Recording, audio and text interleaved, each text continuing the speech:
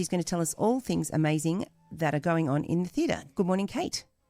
Good morning. Thanks for... Not quite by my bedside, but near enough. Near enough to fall over, just in case you need to. And so let's hear from you what's going on this week in the theatre.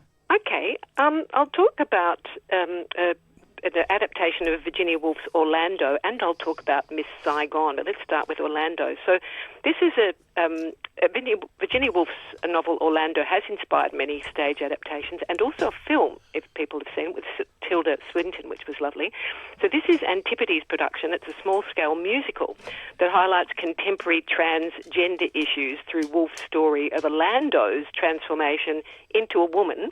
He starts life as a very pretty, noble and promiscuous youth in Elizabethan England.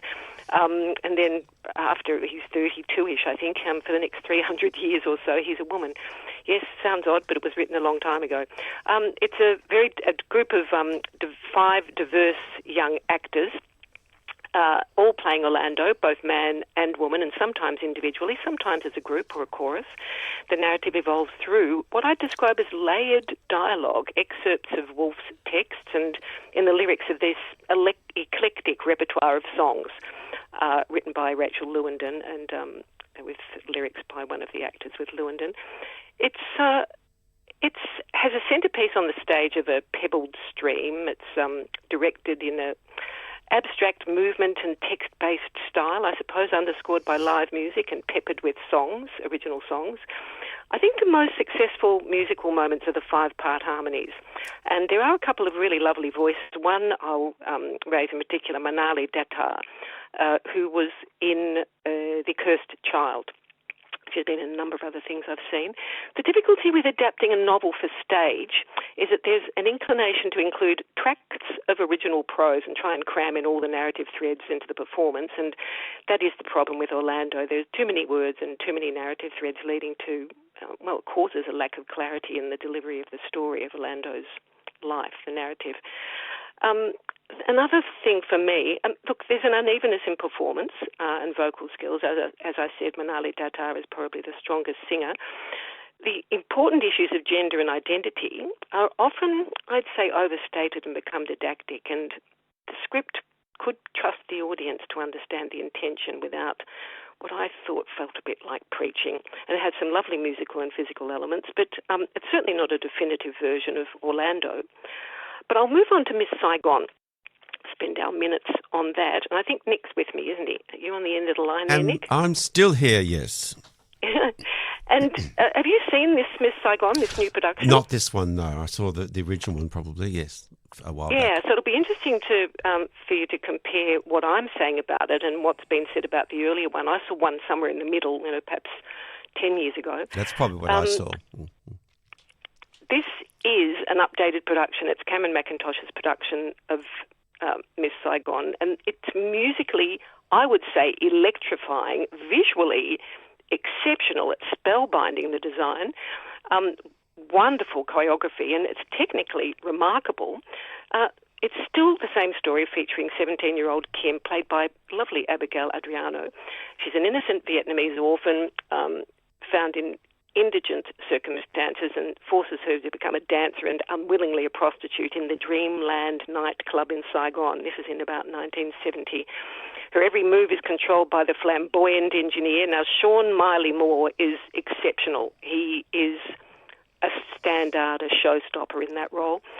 And as the GI who falls in love with Kim, Chris, is Nigel Huckle, also he's a hopeful and jaded but morally upstanding GI. Nigel Huckle, also a wonderful voice, and there's some lovely duets between the two leads. And their chemistry is genuine and loosely based on Madame Butterfly, transposed into the 70s.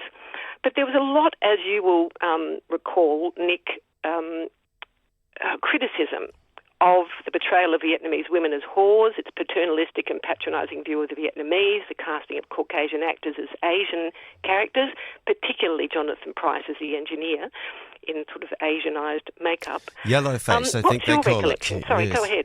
Yellowface, I think they call it. Yes, blackface, but all sorts of things. Look, I recall it being a bit derivative and certainly leaning too much on the Madame Butterfly theme.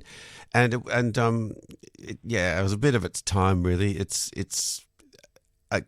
didn't. The Vietnamese don't come out well in that sense, and the Americans, it's that sort of Steven Spielberg thing. They can't help heroising themselves, if you'll pardon that expression. Yeah. I think that's what's changed in this one. And I didn't see the very first production. There was certainly a little shift in the one I saw. But this presents a more acceptable and contemporary view of the issues. It incorporates some searing criticism of the US politics and invasion, so some changes in text and a few new scenes, and criticism of the soldiers' abuse of the Asian women, and also there's some backlash, I suppose, from particularly the young woman called Gigi in opening scenes in the club, and it highlights that cruel abandonment of the people during the troops' evacuation of Saigon. It's an extraordinary scene. It really is thrilling musically. The outstanding score, it soars and it thrills and it teases and it enchants, and the lyrics advance the story and illuminate the characters and challenge the audience.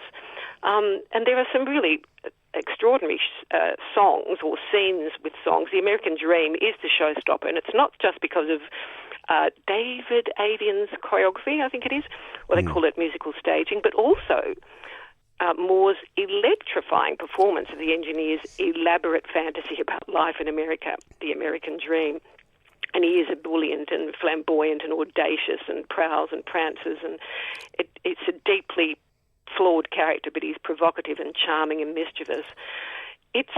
I think it's gone some way to shifting ground in terms of the problems of the time, but I suppose that, or the problems of the first production, but also the problems are of the time that it is, in which it is set, the 1970s, the war, but America, it's no longer an American propaganda. Yes. We'll have to wrap up. I think we have to bring a critical ear and eye to the show, but it sounds like a pretty marvellous experience.